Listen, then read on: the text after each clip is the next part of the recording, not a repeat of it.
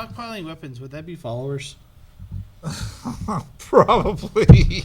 I mean, you know, what do you build to kill a god? You know. I do have 2 notes for you, by the way. What? Good top 10 list, but 2 things. 1, the city is Tenochtitlan. Here we go. I can't even say that one. Tijuana. That's how I was told. We'll just call it Tijuana. No, because Tijuana's only something different. And you were slightly wrong about the elementals. Oh. There are plenty of flame elementals being worshipped in volcanoes, especially volcano elementals. Oh, yeah. You've got the goddess Pele. True. You've got several Maori elementals who I don't remember the names of. Pretty much any Pacific Islander has a volcano deity. And I was wondering how knowledgeable you're going to be on Mythical Monsters before we brought you on the show, and you're already correcting Pocky on his choice of. Well, that's fine. You should see this at home. I get corrected all the time. That is not a dog. That is a something or other. That kind of thing? You are wrong. That is not how you cook a parfait. A parfait? Is that a dog? No. It's not even a mythical creature. I know, that's how you, but you don't know that's how you cook one, so. With a parfait, you just put it under a box with the string and hope it goes under there? Don't follow up questions. Okay. So, welcome back to our main topic of today. You have a main topic? We're going to be looking at mythological monsters. And Yes. she just jumped all over this. Courtney is like, oh my God! Like, I can't even I get as love high pitched as I'm mythology. pretty sure she was. You should have heard her at the house. It was like, hey, should we do a subject about, like, mythical monsters and kind of like how I just imagine the book hit your face, the big book of monsters. You're like, yes, you will do this. No, it was more like, yes. Yes. That's how pretty much it went. It was like... So, I want to ask a couple questions before we kind of get into the exploratory things. Okay. Why are there mythical monsters? Why do you guys think that we come up with these monsters that never existed, like the unicorn? Well, Why? I'm going to let her go first, then me. To explain certain things. I mean, you still have the fossil record even way back in the dawn of BC. You still have those fossil records from the dinosaurs and the post-dinosaurs and all that. They didn't know how to explain it because they didn't have our modern sciences. I mean, heck, you still had people believing in certain other things as far back as the 1800s. Certain other things. Yes, because my brain is... Woof. I mean, so you had to explain these big bones that were pretty much the size of you. Like giant femurs and things like that. T-Rex So you're telling me they went around digging this stuff up? Because didn't we even purposely dig this stuff up. But I don't Yes. think they did back then, did they? No, it fell out of the cliff sides. I mean, you also had... Or you're just walking by and a well, giant there was- fossil yes. falls on you Actually, just for no yes. reason. Well, actually, also, we would have done quarries, because, you know, Yeah, the castles quarries of and Europe, things like and that. they cast, you know... You saw pyramids of those. Egypt. I mean, that and I look at the caves in France that I cannot remember the name of. Can you remember? I don't We'll know. call it It's some huge French name.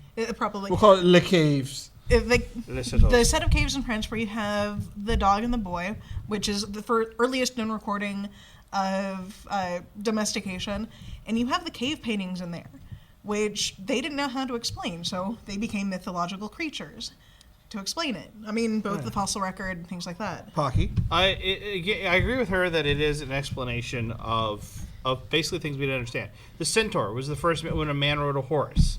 And someone said, what was it? What was a guy in a horse? What do you mean? Well, there was the top of the, the guy thing, someone explained it. So that turned into the centaur. I want to disagree with you right there. What's because there are like stories about those in Greek mythology that were written during the time of Greek mythology, like the Hercules stories and things. They knew there wasn't any Hydra. How did they just make this up? No. As an example, you going to the area of the Middle Eastern, like Middle Eastern or the Mediterranean areas. There's a lot of stuff, a lot of movement in the fossils, A lot of tectonic movements. Yeah. So an earthquake happens. Earth moves itself. There's sounds that those things make. Like when hunks of earth move, it makes a sound. So when someone hears like this giant, what sounds like a roar, and it's moving in the earth, someone goes, a dragon or a hydra or something else. And that's how you explain. You see a giant wave you see the earth move and a wave happens. What caused it? A dragon. Poseidon being angry, all sorts of mythical creatures.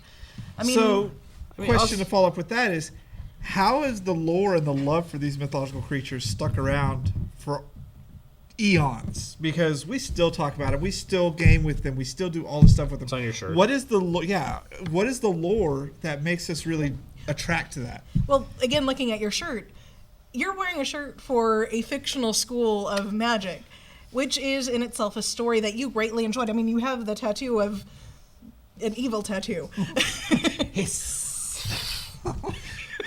You've got... Did you just hiss at me as I hissed at you? Okay, I think that's our best clip this week. You know what's gonna be playing next week. So I've got to quell her down. Otherwise, she'll be laughing for the next 45 minutes when we have no show. It's stories. We love stories. We love being told stories, especially good ones.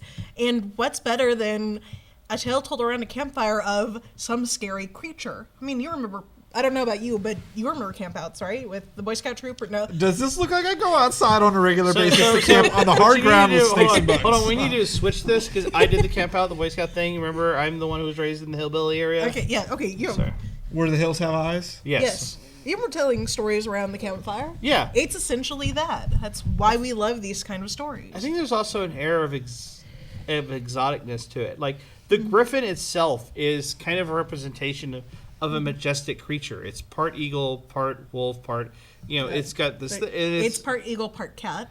Well... Oh, you got corrected again. We should have a correction counter for every time she corrects us. It depends again also. Well, there's different chimeras and whatever. But, so moving on. But it's an air of exoticism to it. It's this creature that doesn't exist. I mean, but at the same time, they also have this great cliff note of a representation of something. A griffin is a creature of power, of a prideful creature. So if you want something, creature of truth, right? So you put that creature in a scenario where you want something representing that. Mm-hmm. Well, there's the other aspect of it. They always say that there's a truth to everything. So right. Everything had an origin. So maybe some of these did exist as offshoot mutants of like a chicken or a duck or an elephant or something. Yeah, I mean, that were like a one-time thing. So you're gonna go with the Noah's Ark theory that because God didn't put them on Noah didn't put them on the ark, they all drowned to death? Well, half of them could fly. They could just fly and join the ark whenever they wanted to.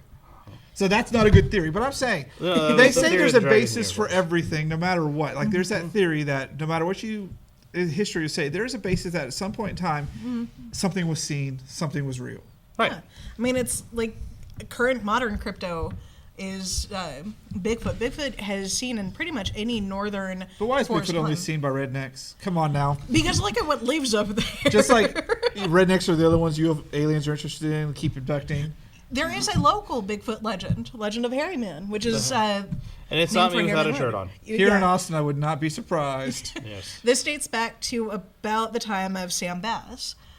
Sam Bass branches off into Hairy Man Road, which is based off the legend of the Hairy Man, which I'm a little off on, so I might be telling this story wrong if anybody's... She might be incorrect on something? Oh, God, I can't wait to see the internet comments for this! Yes, please tell me if I'm wrong on this one, but Hairy Man was a man in the 1890s, around there, that was a Bigfoot. You saw him or you didn't, but people swear he existed. In Round Rock. It could be because there was that show in history about the people who are covered, they're born hairy, like they're covered in hair. The hypertrichosis. Yeah, it freaks me out. They just look like walking werewolves. Yeah, they're generally on freak shows promoted as the Wolf Man. Yeah. But they're also hairy men, Bigfoot kind of creatures. It depends on the size of the man. Like the little guys from Mexico, they're like my size, only skinnier. Right. They may top out at 5'5". Well, the question that comes with that, I could see making up stories way back when we weren't as educated and knowledgeable. But to come up with new ones for today, are they just doing it for fun? Like, oh, that means it's Harry. We're going to call him a Hairy Bigfoot. No, I mean... Because they know better. We honestly know better today. We can't just make up stories like that. Yeah.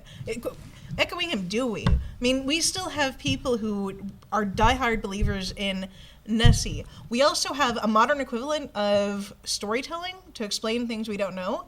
UFOs, aliens, especially the gray aliens. That's the most common representation. Big head, big eyes that are kind of soulless. That's a modern crypto, essentially, modern mythological creature. I mean, you gotta look at it this way. Back in the day, we weren't as scattered out. Most of humanity stayed inside a walled area, or if they were part of a farming community, they were, they had their family, and everyone stayed at when the sun went down, you were in a house, or you were in a cave. So, or cave. Cave. Well, like as an example, the Quetzalcoatl, the monster we just talked about, the flying serpent. So what if it was a bird grabbed onto a snake and a guy saw it? He didn't see the body of the bird because maybe the sun got away, so he thought he saw a flying snake. Mm-hmm. The modern equivalent of that. Mm-hmm. You played Fallout 4? No. Just better modern equivalent. Play Destiny. Yes. So the modern. He knows my language. Yes. Space aliens. Our modern monsters. She's right. Is the space aliens? The Hive is the new monsters. Mm-hmm. The things we have in video games. We do either post-apocalyptic. Think about the new modern super monster, Godzilla. It was formed because of nuclear testing went wrong. Mm-hmm. Our new monsters is based off of our science. Old one was based off of things we saw in the shadows. The new ones is the things we see in the atom. I think I prefer the new ones over the old ones. I mean, the old ones, they have some classics to them.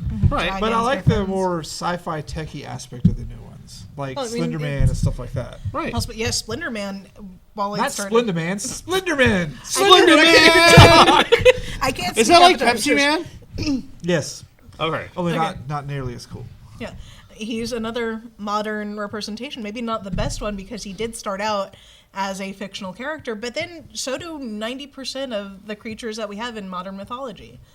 But do you think our modern ones are going to last the test of time like the ones from ancient Greek and Roman and before that? Yes. Well, I mean, look at Aliens and the work of Geiger. How long has that lasted? Well, I think Aliens now is probably going to stick around, but I'm thinking something like Slenderman or it's already made itself into the modern consciousness because, I mean, there's a reported case, and this is an actual one you can look up, of 2 girls killing a classmate to summon Slenderman. Yes, it didn't work because Slenderman doesn't exist. How do you know? Maybe Slenderman actually was resurrected out of her blood. But the thing is like... You have that. Well, it's a terrible case to bring up. It's also an example of how these things work. But also look how basic Slenderman is. Slenderman is a faceless, white, tall, thin guy in a suit. How hard is it, particularly for us right now, have a guy in a suit in the back with a white mask on, and that creep you out just because it's there? It's very basic. If you want to talk about a modern monster that has currently survived, look at Cthulhu. 1930s. H.P. Lovecraft did not invent him until the Call of Cthulhu, which didn't come out until the 1930s. Mm-hmm. And it's still around. The good ones will survive. The bad ones, I mean, the book of monsters she has is like literally this thick. It's 4 inches hardbound. Right, 8.5 by 11. And there are multiple volumes to that thing. No, that's just the one. Well, yeah, but I'm saying there's there are multiple volumes, different books that just go through and have different monsters inside them. Yeah. And some will be forgotten, but the tried and the truest will always stay around. I mean, the Kraken. Look at the Fae. Like, I know we've covered the Fae in other shows, but look at the Fae again. The Fae are old Irish legends that have kind of spread into parts of Europe. I mean, you've also got the Selkies, you've got Nisei from the Danes, I can't remember what area specifically. You've got... the Mist of Avalon. The Mist of Avalon, which, while they're mythical humans, they're still mythical creatures. So, as you go through this book that you have, is it interesting to see how the monsters are adapting for the different cultures, but they're still all kind of off the same vein? Yeah, they're very similar. I mean, you've got several different types of Nisei in Northern Europe. I mean, you've got the friendly Scandinavian ones. That might be wrong. I'm going off of memory because I couldn't get to 2 strikes against her today. One more, we throw you off. Oh, compared to you? Oh, see, my name's on the credits. I love you too, Whitney. But her names are in the credits too, by the way. Oh, yeah, yes. But I have a picture. See? Pocky pose! Pocky pose. Again, also look at some of our modern gaming. Like he just brought up, but we've also got Pokemon. We've got Yu-Gi-Oh! We've got Digimon. Digimon is a really good example. Don't ever bring up Digimon. We love Digimon. I can accept Yu-Gi-Oh! Because that's just making up rules, and Pokemon is classic, but Digimon just feels like a cheap version of Pokemon to me. I'm going to say it now, you are going to hate me later. I'm not a Digidestin. That is so going to be a flame war. Thank you. I think that's going to be an upcoming Versus episode. Anyways, Digimon versus Pokemon. I am so on the Digimon side, even though I like playing Pokemon. But I mean, who doesn't like playing Pokemon? Anyways, who's going? You're going. Okay, I'm going. I mean, you've got all that. I mean, you also have modern storytellers bringing it back up, like the hippogriffs in Harry Potter. You've got The basilisk, which is a very classic figure in modern or in historical mythology. Kestrels, which are a new modern myth that I'm aware of. What's the giant dogs in Chinese mythologies? The one that Foo dogs. Foo dogs. Harry Dresden has the foo dogs that they reappeared. Foo dogs. You also had Cerberus show up in Harry Potter, like maybe as a mythical creature, not necessarily the god of the underworld, but I mean, I think you have modern storytellers retelling the stories all the time. I think it is a matter of also how much as a group we love these monsters. Harry Potter is a young adult novel, and thus you start off with that. Then you go into some of the darker stuff. You go all the way up to like Slender Man, which is a true adult creature. I mean, look at the slasher villains. Look at Freddy Krueger. I mean, he's not a mythical monster. That's yes, a horror he is. icon. But he's a mythical monster. No. The argument can be made though, because what do we also pair up as a Do you horror like being icon? on the show? Then you're on my side. I'm on everybody's side. I'm on the side of truth. Well, I understand that, but no, you can't say someone like Freddy Krueger's a mythical monster. He is a human being. He's but an what are icon vampires? Vampires are more of a general term, but They're I don't think a they're horror mythical icon monsters. and I they're think they're mythical icons. When I think of the mythical beasts, I think of animals because you bring them up how we bring them up stories because it's more exciting to talk about, hey, we're going to go out and hunt down this hydra as opposed to, hey, I'm going to go hunt this giraffe. You know? Well, yeah. The giraffe isn't going to do anything except look at you and maybe knock you on the head with its neck, you know? No, more like it would kick you because you're just the right height. It's got spindly legs. You can get around that easily. But I think try to have it come at you at 20 miles an hour. Ooh. It's got just a go this way because they can't stop. What if they're zombies? Ooh, zombie giraffes would be awesome. There's a movie about that. No, I know where you're Why going am I with not this. surprised? I'm not mentioning those creatures because that is just No. What creatures? Which one are we talking about? Because I was talking about the zombie movie that's about zombies in a zoo. Yeah, what is your favorite zombie? Oh, zombies. Zombies? Yes, zombie bees. Where you become the hive. You become the hive. Is that like you become the hive? Yes, you become the hive of the zombies. B-E-E, you become the hive? Yes. Oh, We're still writing that. No. Okay. So yeah, I made the zombie. But also, what I was going to say was look at where all our mythical stuff goes into is either video games or actually gaming as a whole. That is what was kept a lot of this alive. Like, yes, Harry Potter and Dresden Files and books and some TV shows keep this stuff alive. But like when we did our top 5, when I did the top 5 list, yeah, it had a tendency to be from the world of D&D, but that is because you're a role-playing junkie? Well, I am a role-playing junkie. But it also is because if I said a dragon, someone would accuse me of pulling it from Dungeons & Dragons also. No, dragons are more than Dungeons. Dragons are true classic mythology. Right. Yeah, that is like... Well, okay. I mean, but could you imagine if there was a real dragon someone actually came across someplace and it's still out there somewhere? Right. I would be ecstatic because I love dragons. They're like one of my favorite. Yeah, I don't want to eat you, creatures. though. You would be ecstatic, Depends on the dragon and what myth you're following. But also, but as an example, though, slimes have been around forever. Yeah. All right, so that was our look into some mythical monsters. I think we're gonna have some fun. I don't know why you don't write more about mythical monsters for our site and do like. I probably should. That'd some be fun. Fun stuff about that, like mythical monster of the week, like do fake interviews with them. We and stuff. We have to get a computer back first, and there's something about that later. We're working on getting a working computer, but I mean it's like I have my book, and there are plenty of other mythical monsters that we didn't cover that I can just maybe we'll cover some of them specifically at Halloween because we have some fun Halloween shows coming. Oh yeah. But up next, it's time to move on. We're going to be doing a replay of everyone's favorite video games and a new mic issues from Juice Lee. So stay tuned. We'll be back to wrap up the show after this.